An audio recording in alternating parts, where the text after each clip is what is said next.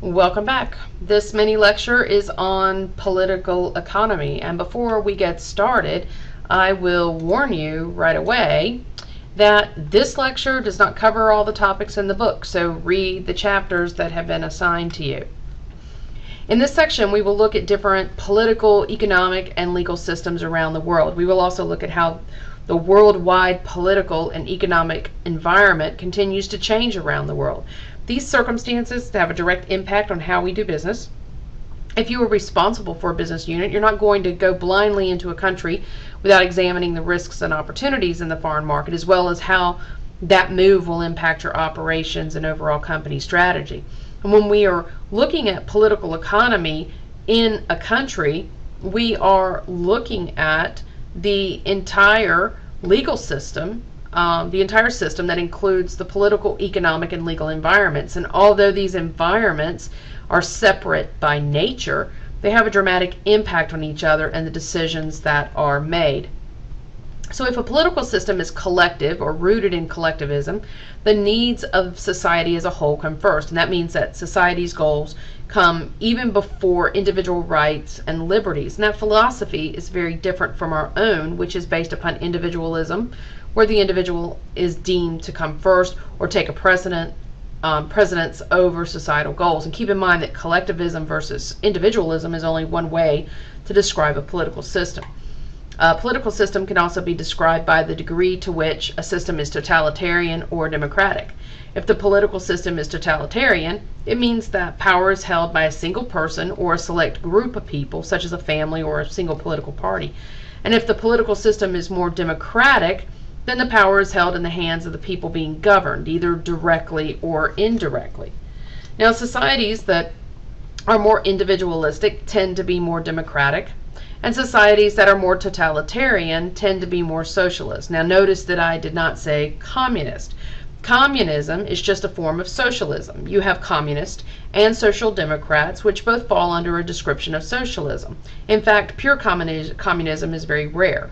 North Korea and Cuba are both still communist, but even China has deployed some economic theories and philosophies that put it more into a category of state capitalism. Now, throughout history, some countries have use some form of socialism to manage their industries. And now, history also teaches us that state ownership of these industries does not yield the best results for the general public. Many of these companies are poorly run, inefficient, and sell their goods at a higher final cost to the consumer. So before we move forward, let's make sure that we've got this. When you look at a political system, you will decide whether or not you think it is based on collectivism or individualism. If it is collective, it will probably lean more toward totalitarian rule, and if it is individual, then it is individualism. Then it will probably lean more toward democratic rule. Now, there are two types of democracy: direct and representative or indirect. A direct democracy is a rare system because it means that each individual has a direct say in the government. Now, in our nation of more than 300 million people, you could see what kind of disaster that would be if everyone had to vote on every decision. The United States is a representative democracy where personal interests are represented by people we elect to represent us. Now, does it work? Not perfectly. Ultimately, the only way it works is if we keep an eye on what our elected officials are doing and vote them out of office if their actions run contrary to what we think should be happening. Now, unfortunately, most people do not pay close enough attention to what is going on with their elected officials to hold them accountable for what they're doing. Now, just like there is more than one type of democracy, there is also more than one type of totalitarian rule. You have communist totalitarian rule, in which one leader takes hold of the government and denies rights and freedoms to everyone else. You have theocratic totalitarian rule, which means that the leader governs based upon religious principles. And you see this in some Islamic countries like Iran and Saudi Arabia. Now, government there will rule based upon religious mandates. Now, tribal totalitarian rule dominates in those areas of the world where specific tribes dominate, and there is a tribal history, and the leader of the tribe is the ruler of that area. Now, if we look at the map of the continent of Africa, we can see that the political boundaries or English boundaries are very different from the tribal boundaries. In this picture, we see that country borders or political boundaries are represented by dark blue lines. The red lines are the tribal boundaries. So from a business perspective, you can see how complex it would be to deal with an area where you first have to get to know the country's government, and then you need to get to know the cultural differences between each tribe in the country in which you're operating.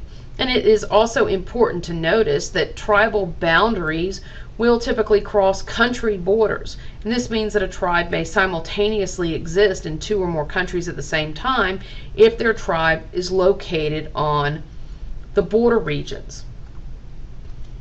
Now, the last type of totalitarian regime is called right-wing regime, and this type of regime will typically allow some degree of economic freedom, but still will limit individual and personal freedoms. And these regimes are usually very vocal and hard-handed in dealing with socialism and communism, and they rely on the military to provide that additional strength in government.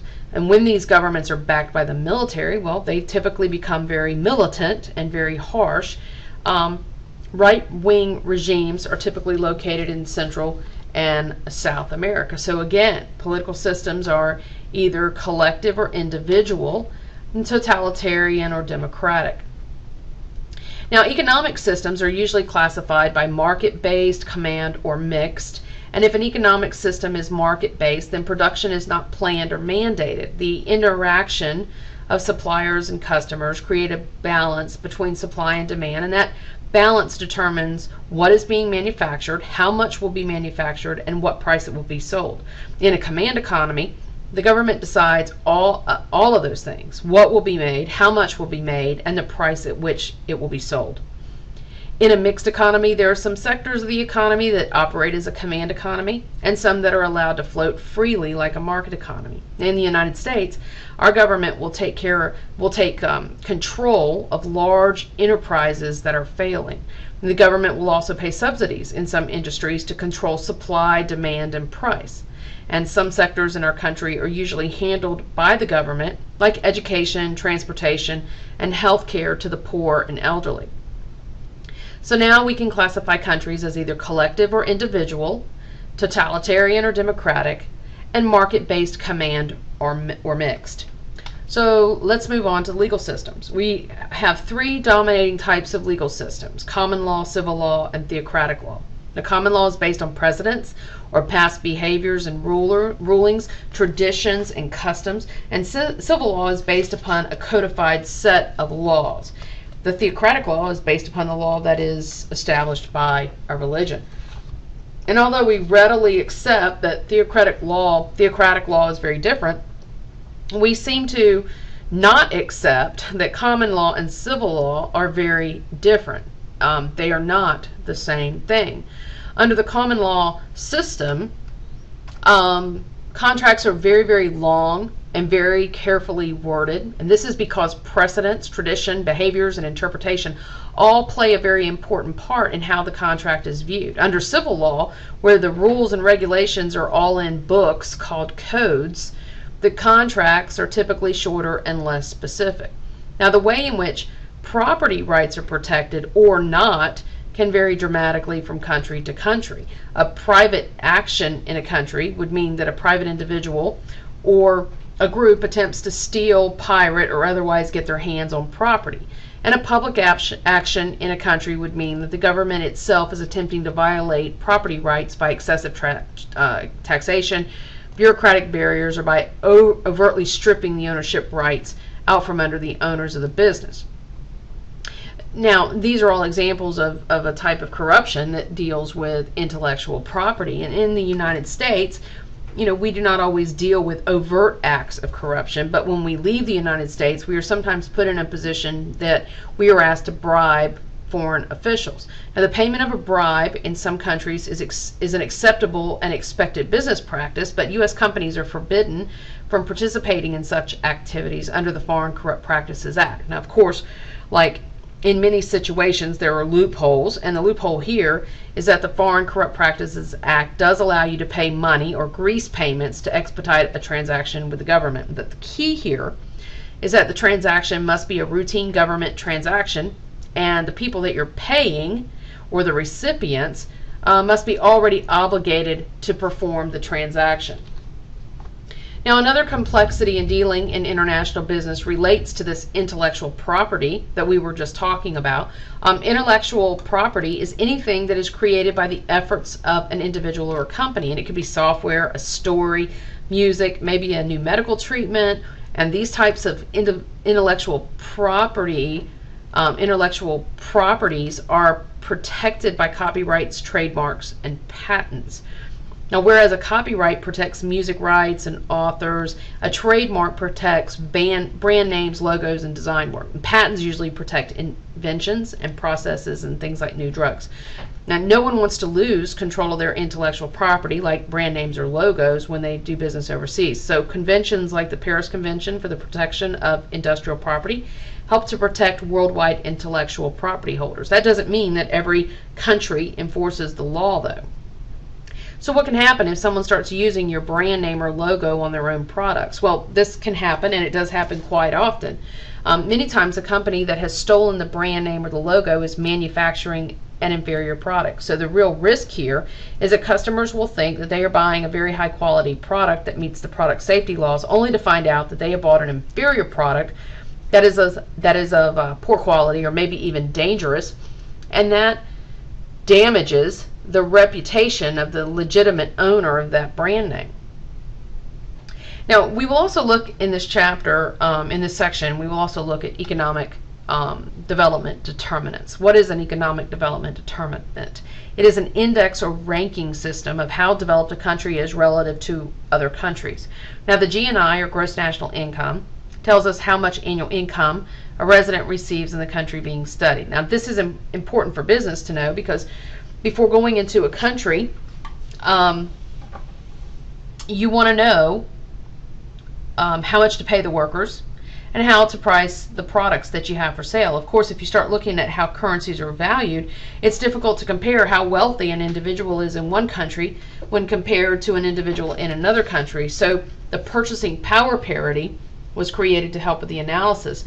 The purchasing power parity, or PPP, adjust the per person figure in two countries so that we can see if there's a difference in the cost of living. It will also help businesses determine the likelihood of success of selling their product based upon how wealthy people are in the country. Now, as Americans, we care a lot about money and measure our success by how much money we have, but money isn't everything. And a level of development can be determined by the opportunities afforded by the people of a country. And that is where the Human Development Index comes in. It measures the quality of life. It considers things like life expectancy and education, literacy, and whether or not people make enough money. And the goal of the HDI, or the Human Development Index, is for the country to reach a 1. A 1 indicates high human development, where a score approaching 0 would indicate a very low level of human development. As innovation and entrepreneurship are considered drivers of growth, countries move to protect the entrepreneurial spirit and innovation environment by strengthening the property rights within their borders. And after all, very few people will invest heavily in creation of a new product, process, or invention if there's very little chance of them remaining in control of what they create. As Westerners, we are direct witnesses to how economic process or progress secures democratic regimes. As individuals pursue their best interest, the resulting innovations drive economic growth, and with a more individually empowered society, democratic regimes will emerge. Does this always happen? No, but typically they are related. So I will caution you not to ignore the book and make sure that you read the chapters associated with this lecture. Although I strive to give you a solid overview, I do not cover every aspect of the information presented in the chapter.